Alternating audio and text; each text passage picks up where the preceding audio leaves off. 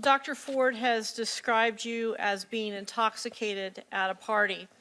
Did you consume alcohol during your high school years? Yes, we drank beer. My friends and I, the boys and girls, yes, we drank beer. I liked beer, still like beer. We drank beer. The drinking age, as I noted, was 18, so the seniors were legal. Senior year in high school, people were legal to drink. And we drank beer. And I said sometimes probably had too many beers, and sometimes other people had too many beers. We drank beer. We liked beer. What do you consider to be too many beers? I don't know. Whatever the chart says on your blood alcohol chart. When you talked to Fox News the other night, you said that there were times in high school when people might have had too many beers on occasion. Does that include you? Sure. Okay. Have you ever passed out from drinking? Passed out would be no, but I've gone to sleep, but I've never blacked out. That's the allegation, that's wrong. So let's talk about your time in high school. In high school, after drinking, did you ever wake up in a different location than you remembered passing out or going to sleep? No. Did you ever wake up with your clothes in a different condition or fewer clothes on than you remembered when you went to sleep or passed out? No.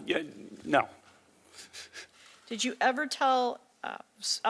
did anyone ever tell you about something that happened in your presence that you didn't remember during a time that you had been drinking? No. We drank beer, and so did I think the vast majority of people our age at the time. But in any event, we drank beer and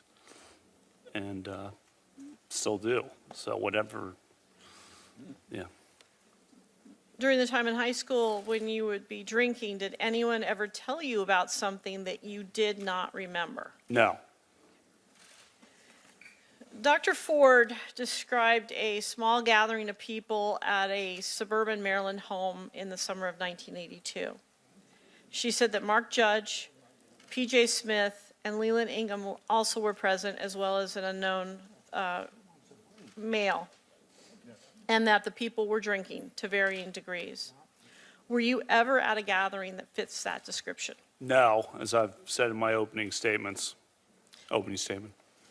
Dr. Ford described an incident where she was alone in a room with you and Mark Judge. Have you ever been alone in a room with Dr. Ford and Mark Judge? No. Dr. Ford described an incident where you were grinding your genitals on her. Have you ever ground or rubbed your genitals against Dr. Ford? No. Dr. Ford described an incident where you covered her mouth with your hand. Have you ever covered Dr. Ford's mouth with your hand? No. Dr. Ford described an incident where you tried to remove her clothes. Have you ever tried to remove her clothes? No. Referring back to the definition of sexual behavior that I have given you, have you ever at any time engaged in sexual behavior with Dr. Ford? No. Have you ever engaged in sexual behavior with Dr. Ford, even if it was consensual? No. I want to talk about your calendars.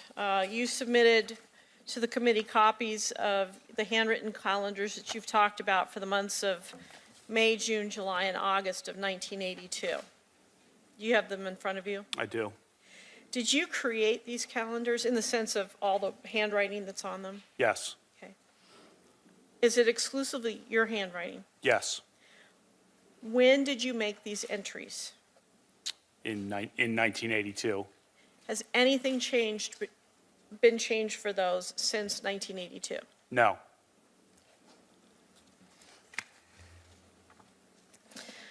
Do these calendars represent your plans for each day, or do they document, in other words, prospectively, or do they document what actually occurred more like a diary?